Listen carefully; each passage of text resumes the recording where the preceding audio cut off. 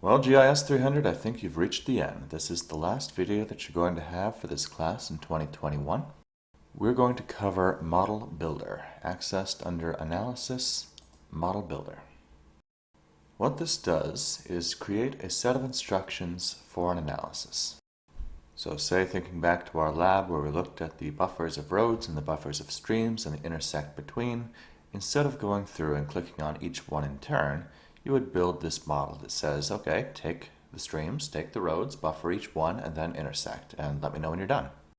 So we can pop back and forth between the map and the model here, and we can take this data here, California fire perimeters, click, hold, drag, release, and now we have the data here. We can also go over to Geoprocessing and select layer by attribute, so we have that in our recently used tools here. We can also select layer by attribute. Click, hold, drag, release. That is now added to the model. Now we need to connect this to that. So click once and hold, drag, and there it is. And that, we need to tell it, is the input row. And now we need to tell it what to do. So double click and input rows, California perimeters, all one, new selection, new expression, where the, let's say the year is equal to 2019. Okay, so that's the input data, that is the tool that we're applying to it, and that is the output of running that tool. Now what's my next step here? Say I just want to buffer. So I'm going to go under Geoprocessing Buffer, and I can just drag that tool in there and then click once and hold and drag release there. That's the input feature. Now that's still grayed out, it needs more information. I'm going to double click and give it that information. That asterisk there is telling me what. So I want that to be in the linear unit of feet, and let's just go ahead and give it a 1,000 foot buffer. Okay, now it's happy and ready to go. Now that's kind of messy. I can hit the auto layout button and that makes that nice and organized. Then I can validate it to make sure it's going to work, and then if nothing comes up, run. And it's going to go through each one of those steps in turn and then let me know when it's done. And I can close that, or if I check down close on completion, that would close automatically. And it looks like nothing's happened, but what I can do is right click and add to display, which adds that here. Then I can go back to my map, I can uncheck that, and I can right click and could zoom to layer, but better that I manually zoom in here. And that is one of my buffered wildfire perimeters. There's the input data selected there, so I can see this model has selected that and buffered it. So that's a very basic model. Take this data layer, select particular attributes from within it, buffer those features that have those attributes, and give me an output. Later on, if I want to change that, I can double click and say, hey, well, I actually want to do the same thing for 2018 now. I rerun the model, thinks about it for a moment, buffering, buffering, buffering. Once that gets done, see, check on close when done, right click, add to display, and now I've done the same thing for 2018. Let's go again, and well, let's see 2017. This makes this into a very quickly repeatable analysis. Run it again. There it is. The old one goes away because that wasn't permanently saved. But once that gets done, think. Almost there. You can do it. Words of encouragement. Thank you. Now that's back to the map, and now we see different ones are selected, different ones are buffered. But say that we do want to save this output. Let's go back to Model 1 into Geoprocessing, search for tools, and the tool we're looking for is Feature Class to Feature Class. And we can go ahead and drag that in like anything else, and click and hold into the Feature Class to Feature Class area as the input features. And that's gray, so it needs more information. And we're going to call that, if it'll listen to me, There we go, thank you. Fires 2017 buffer. Okay, and now we can clean that up with auto layout and run. And this needs to be right click and add the display, but that Fires 2017 buffer is now a permanent layer. So right click, properties, source, it lives here now. And if I want to add that layer back in later, I can just go to add data, my default geodatabase, and Fires 2017 buffer. Click, there it is. Now let's create a new model a little bit more complicated. So analysis, model builder, and I'm going to drag in my California wildfire perimeters twice. And then geoprocessing, back here, select layer by attribute, drag that in twice, connect both of these as input rows, and now I'm going to change this one with a new expression where the year is equal to, let's just say, the year 2000. And okay, and then I'm going to take this one and do a very similar thing where the year is equal to 2018. Okay.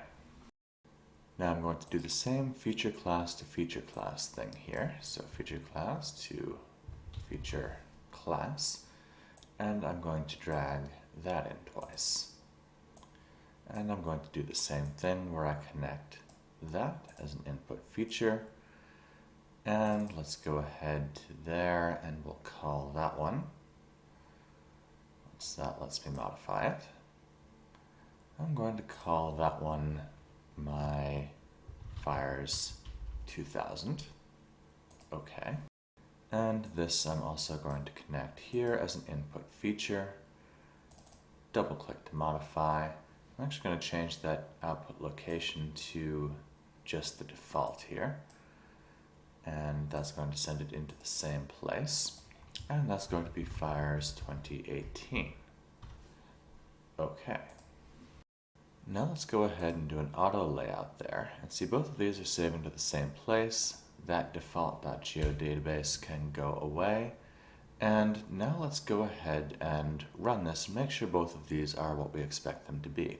So, validate, run. And come to find out they are not. These are exactly the same. Both of these are the Fires 2018 perimeters. Why? Back to our model. Validate, so it will rerun, run, and you see how it went this one, then this one, then this one, then this one. So select and then select. And that created a new selection here. So it ignored the first one completely. It didn't finish this job before starting this one. How can we fix that? Let's watch it again.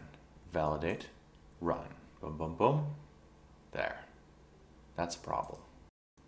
What we need to do is set a precondition, which says this has to be done before you do that. So I'm going to click and hold, drag over to here, and release and say that's a precondition. And now validate and run, and watch how the order changes. Completes this task, then starts this one. And now we have our 2018 fires and our 2000 fires. Right click, open the attribute table. All of these are in 2018, Fires 2000, attribute table, all of those are in 2000. Now if I go auto layout again, it'll show me the order in which this actually runs. So now we have a working order of operations. Let's do this final step because what I really want to see is where it burnt in 2000 and then burnt again in 2018. So geoprocessing, search for tools, intersect. This tool comes into the model and Fires 2000 is an input feature. Fires 2018 is an input feature. Auto layout, and you see this is looking kind of messy, but it's just saying that this has to be done before you start that, just like we just saw. And now, validate, run. All in order, boom, boom, boom, intersect, output feature class, right click, add the display, close that, back to the map. Uncheck these, And let's make this a nice color that stands out. We can see one of them here. But let's go ahead and try a nice bright yellow. Loading symbology, and there they are. So this area burnt in both 2000 and 2018, as did that one. Right click and zoom to layer, and these are all of the areas where both of those conditions are met. And now we can go back to our model, and let's see, instead of fires 2000, let's change that and say, let's see what burnt in 2010 and 2018. Okay, and I should change that, and I can't double click there, I have to double click here and change that there. And we have to wait for that to pop up here, so now I can just change that to 2010. Okay, fires 2010, validate, run. All in order, all good so far. Intersect, output feature class, you see that went away here, and now it's popped back in now that it's done. Map, let's uncheck those two, right click and zoom to layer. We have some here, we just don't see them yet. Right click, attribute table, loading. Let's go ahead and pick one of our larger ones. Right click and zoom to. Now we can close that and check on fires 2018, that's one of them. Fires 2010, that's the other. So it looks like the edges of those just touched. Let's look at another one. So right click, open attribute table, pick one at random, right click, zoom to. That's a bit bigger. So let's go ahead and close that and see what happened. We have fires 2018 and uncheck that, fires 2010. So it looked like this area burnt in 2010, and it was also burnt over completely in 2018. And when you have a big fire like that, 8 years of fuel, it'll of course go right through it. So this model is a lot more interesting than our first one because, one, we can change our parameters and say, all right, what burnt in 2010 and 2018? We could add more and say, where did 3 fires occur in 3 given years? Change 2018, change 2010. Do any of those things, immediately rerun, and have a new analysis. That makes this whole process very fast and very repeatable. That repeatability is one of the things that really makes GIS powerful. And we can also say we got a new data layer. We could take this one out, put the new one in, rerun with updated data. So well done all, you've made it to the end of GIS 300's instructional videos, and I look forward to seeing all of your final projects. GIS Applications 2, or GIS 400 at UMA Machias, picks up essentially where this leaves off. We've never had enough students taking the GIS minor or the GIS certificate at the same time here at UMFK to run a full GIS 2 course here, but Tora Johnson at UMA Machias does a great job with the class. The videos used in this class are permanently hosted at the UMFK Forestry YouTube page. If you should ever need to refer to these videos again, they are permanently hosted on the UMFK Forestry YouTube page, along with many others. If you make a comment on that page, it goes direct to my cell phone. Anytime you need help, don't hesitate. Good luck for now.